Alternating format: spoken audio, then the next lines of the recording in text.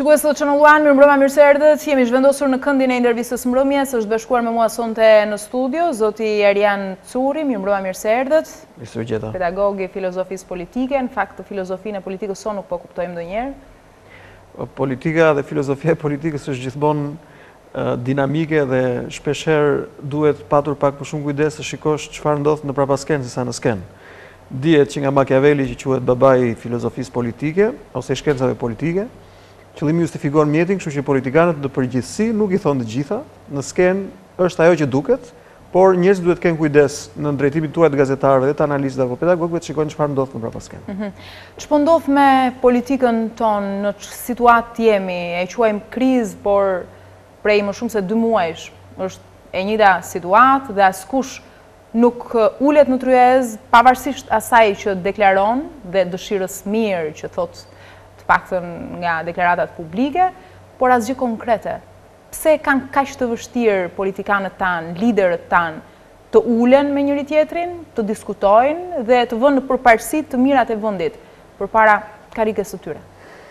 Po, sepse politika në vetvete është art pushteti dhe që në kohët e hershme kur njeriu e ka organizuar veten e vet në mbretëri, më vonë në republika, më pas në republikat llojeve të ndryshme që nga monarkitë kushtetuese deri në republikat parlamentare. Në përgjithësi politikanët kanë pasur këtë dilemë mes ruajtjes së karrigës së tyre apo bërjes së politikave të zhvillimit për shtetet ku drejtojnë ose të dyja bashkë. Unë do doja për shembull që në Shqipëri të kishim të dyja bashkë krahas intereset që kanë për ruajtjen e pushtetit, që është normale në politikë, sepse në politikë hyhet për të ushtruar pushtetin. Politikanët duhet të kishin qëllim edhe zhvillimin apo progresin e vendit. Ajo që ndodh e Diona në këto 26 vjet apo 27 vjet tranzicion është fakti që të gjithë politikanët tanë vjen një moment dhe një pikë dhe prodhojnë krizë. Dhe këtë e bëjnë sepse mendojnë që mbas një krize do të vijë një zgjidhje në favor të tyre. Historia e Shqipërisë këtij çerekshekulli ka treguar që ndonjëherë këto kriza mund të sjellin zgjidhje në favorin tënd, por ka raste ku këto kriza në vend që të ndihmojnë të zhysin në thonjë akoma më keq në një humbje përpara elektoratit. Kriza e fundit, me sa neve dim dhe me sa kemi bërë dhe studime dhe sondazhe të ndryshme, ka sjellë në përgjithësi një bezdisje të publikut dhe të opinionit publik, i cili nuk do të donte më kriza, pra është pak a shumë i tengopur me këto lloj situatash. Këtë kemi vënë edhe në tubime të ndryshme ku shohim dhe realiteti duhet thënë që mbështetja popullore në këtë rast nuk është e niveleve që do donin partitë politike të kishin, ose e ndonjë partie politike e cila synon të përshkallëzojë protestat e saj. Njerëzit janë gjithmonë e më pak të interesuar për të dalë në sheshe e për të tubuar dhe janë gjithmonë e më të interesuar për të qenë të qetë në shtëpitë e tyre, për të punuar, për të mbyllur hallet e tyre dhe për të pasur një vjeshmëri politike normale. E parë si një loj politike, po e themi kështu, pikët në fund, në favor të kujt pale mund të shkojnë? Mënyra se si po zhvillohet e gjithë situata prej 2 muajsh, besoj e keni ndjekur në media, thuajse çdo ditë se ato serviren, ato janë. Të dy liderët, qoftë kryeministri Rama, qoftë lideri i opozitës Lulzim Basha, i cili e ka ngujuar opozitën dhe mbështetësit e saj në çadër për më shumë se 2 muajsh. Si po luajnë palët? Kush po luan më fort? Kush është më i fituar nga kjo betejë? Personalisht, në një editorial të sotëm, timin, në një gazetë të përditshme shqiptare, të cilin e kisha titulluar që protesta e palishme opozitës legjitimon majorancën. Çdo me thënë, që tu e shpjegoj pak më gjerë. Unë mendoj që gjithë kjo lojë është në favor të majorancës, sepse majoranca po luan aq bukur, me aq mençuri, në editorialin tim sot e quajt edhe me dinakri madje, duke lënë opozitën që të bëhet pak a shumë një lloj paleje e keqe në sytë e publikut. Do me thënë, lëvizja e fundit që bëri opozita me anë të bllokimit të rrugëve, për shembull, në disa akse kryesore të vendit. Protesta e dieshme, i bezdisi njerëzit, i solli atyre një lloj pakënaqësie. Dhe e gjithë kjo po çon ujë në mullirin e majorancës. Një nga filozofet më të mëdha, e cila nuk do donte të quheshe filozofe, po është ndoshta një nga studiuesit më të mëdha të shkencave politike, që quhet Hannah Arendt, është shumë e njohur në studiuesit e shkencave sociale, thotë që në momentin që majoranca nuk ushtron dhunë mbi protestuesit dhe mbi opozitën, ajo legjitimon vetveten. Çfarë ndodhi dje? Kishim një protestë dhe një dubim të jashtëligjshëm, sepse nuk ka ndonjë dilemë nëse ishte e ligjshme apo jo.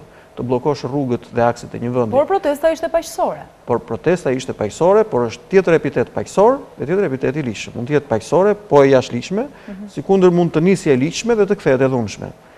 Çfarë ndodh? Në një protestë të jashtëligjshme, policia duhet që sipas ligjit ta ndalojë këtë protestë.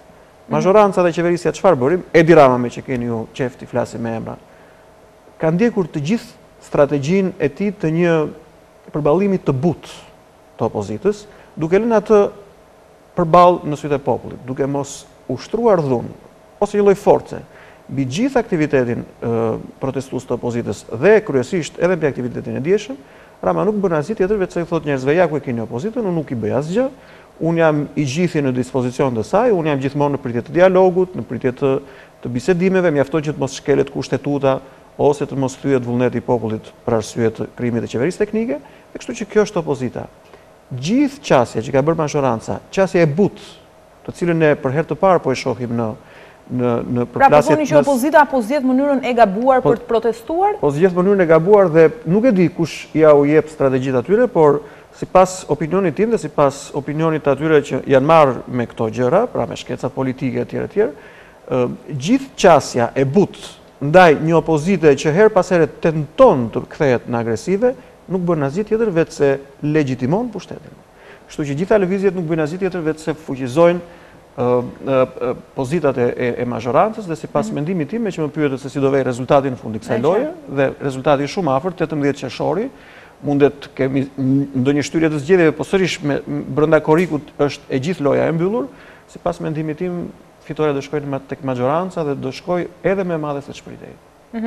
Po, mënyra se si po proteston opozita pra nëpërmjet një çadre prej më shumë se 2 muajsh.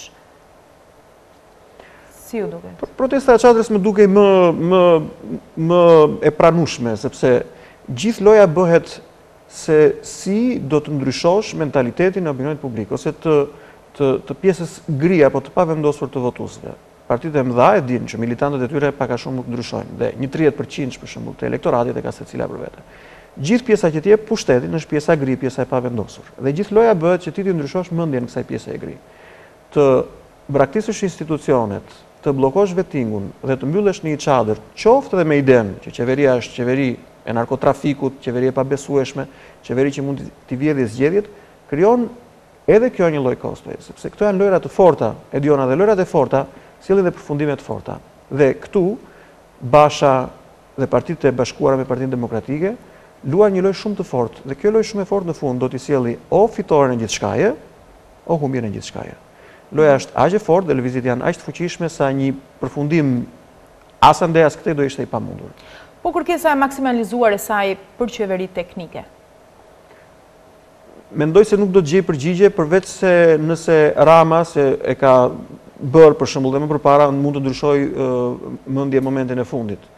Mendoj se nuk do të gjej përgjigje. Edhe logjika nuk është të kërkosh një qeveri teknike 2 muaj përpara zgjedhjeve që po vinë, nuk më duket e logjikshme. Një qeveri teknike mund të kërkohet në një mes mandati ose në një moment ku vendi hyn në krizë të thellë dhe që palët nuk kanë besim mes tyre. Por në momentin që zgjedhjet janë kaq afër dhe që kryeministri Rama ju ka dhënë të gjitha lehtësitë e mundshme që nga ndryshimi i ministrave, edhe pse u tha që u ndryshuan për arsye organizative, por realisht u ndryshuan për t'i bërë disa lëshime opozitës, deri në ndryshimin e 12 drejtorëve të policisë së qarqeve, janë të gjitha sinjale që majoranca, kryeministri po i jep opozitës për besim. Pastaj nëse opozita i do të gjitha, atëherë bie që të mos marrë asgjë. Unë mendoj që edhe lideri saj Basha, por edhe ata që këshillojnë, duhet që t'i thonë që të tërhiqet nga kërkesat maksimaliste. Pra, kërkesa maksimaliste është çfarë qeveria teknike. Nën qeverinë teknike është të ndryshojë gjithë zinxhiri policisë. Po nëse tërhiqej në këtë moment të betejës, nuk do të ishte humbje për të? Përballë mbështetësve, atyre që e kanë mbështetur, e kanë qëndruar 24 orë në çadër? Humbja më e madhe do të ishte të mos futej në zgjedhje, mendoj unë. Dhe kjo mosfutje do t'i kushtonte jashtëzakonisht shumë Partisë Demokratike. Ju thash, është një predh apo një plumb i dal nga tyta e pushkës, i cili nuk dihet se ku do të shkojë, ku do të përfundojë. Gjithë historia o qeveri teknike, o ne nuk hym në zgjedhje, nuk kupton o i fitoj të gjitha, o i humbas të gjitha. Megjithatë, unë mendoj që rrezikimi i mosarritjes së qeverisë teknike, sepse në optikën time mazhoranca nuk do ta lejoj këtë gjë, po t'ishte për ta lejuar, ai do ta kishte bërë, do sjelli që pikërisht për të mos humbur besueshmërinë e sytë ndjekësve të vet, Basha dhe Partia Demokratike nuk do hyjnë në zgjedhje, dhe mos hyrja në zgjedhje pastaj e çon vendin në një kaos, Partinë Demokratike e shpihen në një tkurrje të madhe. Unë nuk do doja të thosha, po mund të parashikoja edhe një zhbërje totale të saj, një humbje totale të saj. Ne nuk do të mendojmë me Diona që partitë janë si mbretërit, për shembull. Edhe atyre u ka ardhur një moment fundi. Në vendet që kemi ngjitur, po edhe në vendet të tjera të botës demokratike, ka partitë të cilat nuk jetojnë më. Ka pasur një kulm, ka pasur një zhvillim të jashtëzakonshëm dhe më në fund e kanë humbur mbështetjen popullore derisa janë zhdukur fare. Unë mendoj që Partisë Demokratike do t'i ndodhte kjo gjë nëse do të bënte, më falni për shprehjen, çmendurinë strategjike që të mos hynte në zgjedhje. Pse ne nuk i zgjidhim thuajse asnjëherë krizat e brendshme politike vet, por kërkojmë ndihmë nga ndërkombëtarët, sikurse edhe sot kanë zvarkuar në Tiranë 2 eurodeputetët McAllister dhe Fleckenstein. Janë realizuar tashmë takimet me secilën palë, por ende nuk kemi një deklaratë për media, qoftë një konferencë për shtyp se çfarë është arritur. Besoni ju në suksesin e këtyre negociatave? Duke parë deklarimet pak përpara se sa të vinin negociatorët, unë besoj që këto negociata nuk do të kenë përfundimin e pritur prej nesh. Kështu që do duhet që të negociohet sërish dhe më vonë. Megjithatë, unë ju thash që politika e vërtet luhet në prapasken, nuk luhet aty ku ne shohim. Mundet të ketë një lëshim të dorës së fundit nga të dyja palët, qoftë nga kryeministri Rama, qoftë nga lideri i opozitës Basha, ku mund të takojnë njëri tjetrin në një pikë të mesme. Por nga njëra anë me deklarimin që ne nuk e negociojmë qeverinë teknike, dhe nga ana tjetër me deklarimin që nëse s'ka qeveri teknike, ne nuk hyjmë në zgjedhje, zgjedhja duket e pamundur. Unë shpresoj shumë, por do t'i vija emrin e dur gjithë situatës që po ndodh, sepse tashmë duhet kemi guximin t'i themi gjërat që janë. Ne po tregojmë që jemi akoma një vend që nuk ka një kulturë të mirëfillt politike, nuk ka akoma tamam si popujt e lindjes ose popujt arabik, të cilët gati demokracinë e eksportuar nga vendet perëndimore nuk e jetojnë dot. Edhe neve kemi dalë nga një sistem komunist i cili u parapri dhe nga një sundim i gjatë ottoman, i cili nuk na ka lënë me kulturën demokratike që çështjet tona të zgjidhim brenda institucioneve dhe të zgjidhim vetë. E dini ç'do të thonë të dalim nga institucionet? Do të thonë të fillojmë të luftojmë me njëri tjetrin. Përse qytetërimi perëndimor dhe demokracitë e zhvilluara kanë shpikur apo kanë themeluar institucionet e cilat i kanë të shenjta, pikërisht sepse njeriu pastaj do shkojë në gjendje natyrore ku më i forti do vrasi dhe do sondojmë më të dobtin. Ne kemi gjykatat, kemi institucionet, kemi ligjet, në mënyrë që të mos konfliktuojmë me njëri tjetrin. Në momentin që një forcë vendos të lërë institucionet dhe të dalin në rrugë, gjendja është tejet serioze, sepse hapi tjetër është të shkojmë në destabilitet dhe në konflikt fizik dhe të armatosur.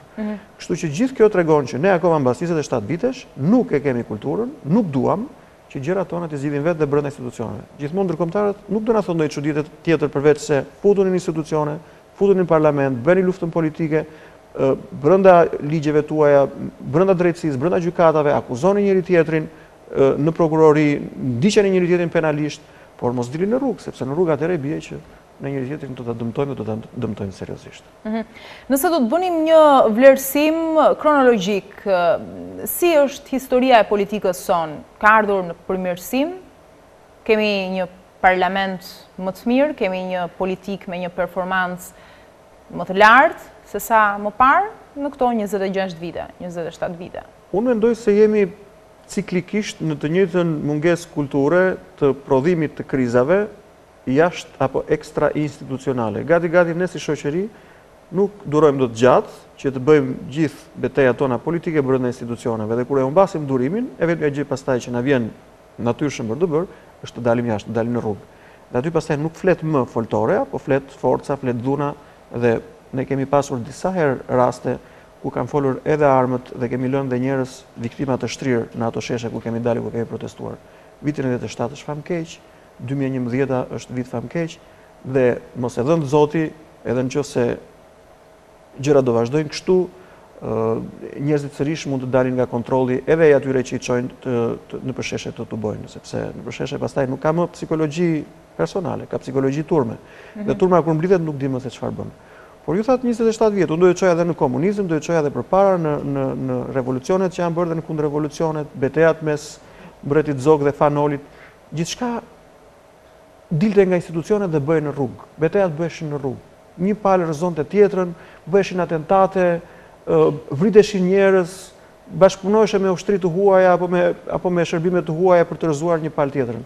Dhe për fat keq që dëgjojnë këto gjëra duhet t'ia themi publikut që i cili vetëm ai mund të bëjë një, ashtu si ndërkombëtarët nga jashtë, publiku nga brenda mund të bëjë një presion të jashtëzakonshëm mbi forcat politike që t'i edukojë ato që të futen në institucione, sepse nëse dalin nga institucionet, gjithçka pastaj bëhet e pakontrollueshme. Në fakt është folur shumë për ligjin e dekriminalizimit, të gjithë e dim që ka element të tillë në parlament, shpesh opozita akuzon se parlamenti nuk është më si dikur, cilësia e tij është në gradën e fundit, le të themi kështu. Nga ana tjetër kemi politikan parlamentar që nuk i kemi dëgjuar ç'është e vërteta në të gjithë legjislacionin, të marrin një herë fjalën në foltore, të flasin për një kauzë, për një çështje që intereson publikut, për cilin edhe janë votuar në zonat e tyre elektorale. Pra në këtë pikpamje, në këtë këndvështrim, në këtë lloj vlerësimi, si është parlamenti ynë sot? Parlamenti ynë është jashtëzakonisht i dobët. Krahasuar me legjislaturat e mëparshme, ëh? Krahasuar me legjislaturat e mëparshme, patjetër që është. Por edhe pse është me njerëz të cilët kanë një background të dyshimt, apo kanë një arsimim po ashtu të dyshimt, apo inekzistent, sërish në frymë ngelet i njëjti me ato të mëparshmet. Sepse ne mundet sërish të ndryshojmë formën, për shembull, tani ligji i dekriminalizimit është publikuar dhe një letër që vetë kryeministri Rama e drejton kryeprokurorit për të verifikuar deputetët e listave të reja që do të kemi në këto zgjedhje. Problemi nuk është tek ata të cilët futen apo dalin nga parlamenti. Problemi është tek e gjithë fryma që mbyzotron partitë politike shqiptare dhe fryma e cila për fat të keq edhe kjo buron nga e gjithë ne si shoqëri, sepse faji ndonjëherë nuk mund të jetë vetëm njërës pala apo i tjetrës, e cila shoqëri nuk i bën presion deri në zhbërjem atje partive të mëdha politike që nëse vazhdojnë me këtë lloj strategjish, populli do t'i braktisi. Ne kemi akoma elektorat i cili ju beson partive politike sikur të ishin besime fetare, sikur të ishin kisha apo xhami. Dhe ashtu siç ne për shembull nuk u kthejmë kurrizin faltoreve, ashtu nuk u kthejmë kurrizin dhe foltoreve politike, se dhe fjalët janë shumë afër njëra tjetrës. Partia Socialiste, Partia Demokratike, a mundet ne për shembull të themelojmë një forcë të re nga e para së cilës t'japim shumicë qeverisë? Shumë e vështirë, na duhen akoma shumë vite. Shoqëritë e tjera po e bëjnë. Liderët e partive politike të mëdha janë aq të sigurt në veprimet e tyre dhe në zgjedhjet e tyre që nuk do ta humbasin të paktën elektoralin e tyre militant, saqë mund të bëjnë të gjitha këto lloj akrobacira që ju that, dhe të jenë sërish në rotacion pushteti njëra anë dhe njëra tjetra. Duhet presioni të vijë nga ne, nga ju gazetarët, nga ne pedagogët, nga publiku i thjeshtë, nga drejtësia kryesisht, një drejtësi e cila duhet të reformohet, që t'i demaskojë këta njerëz, siç ka filluar t'i bëj, ligji i dekriminalizimit po funksionon dhe ka viktimat e para në atë lloj vettingu që po bën me deputetët dhe me politikanët e lartë, në mënyrë që këto pastaj të pastrohen. Politika gjithmonë gënjen, dhe politika e vendeve demokratike gënjen më pak se sa politika e vendeve autokratike, por e dini pse gënjen më pak? Dhe lufta këtu është të gënjej sa më pak se Dhe lufta jonë është i bëjmë të gënjejnë sa më pak, por në vendet demokratike gënjejnë më pak se sa në vendet autokratike, sepse kanë frikë nga llogaridhënia dhe frikë nga ndëshkimi i drejtësisë. Në fakt populli shqiptar ka shumë arsye që ti ndëshkojë në thonjzat, ti ushtroj presion, siç thoni ju, pse nuk e bën? Pse ne kur vjen puna nuk ngrihemi për çështje, le të themi, kauza të forta që na prekin, na cënojnë drejt për së drejti në jetesën tonë të përditshme, në xhepin tonë, ndërsa kur vjen puna tek mitingjet elektorale ne shkojmë pa. Po ka të bëjë me kulturën tonë. Ne na pëlqen Pra ne bëjmë tifo sikur të jetë një ndeshje futbolli. Më keq, ne dalim në sheshe sepse kemi dhe këtë dëshirë për të luftuar, për të rrëzuar ata të këqin dhe për të ardhurën e të mirët. Dhe loja bëhet pikërisht për të hequr ata nga puna dhe për të marrë ne punët që kemi humbur përpara. Është kultura jonë e ndjekjes së të fortit, e bërjes së politikës në rrugë. Jemi akoma një popull që pranojmë, kemi dëshirë dhe qef të madh madje që politikën ta bëjmë në rrugë, betejat i bëjmë në rrugë. Nuk duam t'i bëjmë verbale, pra me fjalë, por duam t'i bëjmë fizike, duam të konfrontohemi akoma. Kjo na vjen nga e kaluara jonë, nga një e kaluar e cila ishte po aq agresive, po aq luftarake. Kemi 500 vjet një pushtim otoman i cili na dha instikte jo dhe aq perëndimore apo demokratike. Kemi gati 50 vjet në regjimin komunist i cili dhe ai na dha kulturën e luftës së klasave, e faktit që njerëzit ja donin të keqen njëri tjetrit, luftonin kundra njëri tjetrit, spiononin njëri tjetrin. E gjitha kjo vjen dhe mblidhet edhe një tranzicion akoma çerek shekullor i cili nuk duket se do të përfundojë, dhe gjitha këto instikte ne kemi brenda nesh. Nuk mund të kërkosh për një kohë fare të shkurtër që ky popull tani të bëhet si anglezët ose si francezët ose si gjermanët. Do kohën e vet, por kjo s'do të thotë që ne duhet të rrim pa bërë asgjë dhe pa thënë asgjë. Gjithkohës duhet jemi në kërkim të standardeve më të mira që ashtu siç thoshin rindasit tan, vijnë nga perëndimi, prandaj edhe shpreha e famshme dielli lind ande nga perëndon. Për fat keq ne jemi ende spektator dhe jemi akoma ende në nuk lindje. po e bëjmë detyrën si popull, sepse edhe populli ka detyrat e tij. Jemi akoma në lindje, nuk suportojmë dot standarde demokratike që na vinë perëndimorët apo ndërkombëtarët na i thonë. Por kjo s'do të thotë që duhet të rrim në vend. Duhet të shikojmë akoma më shumë nga perëndimi. Falenderoj shumë që të kisha. Edhe unë për ftesën. Shikues të shënulluan, ndajemi këtu së bashku, intervista e Mbrëmjes, rikthehet sërish nesër natën e mirë. Faleminderit. Faleminderit ju.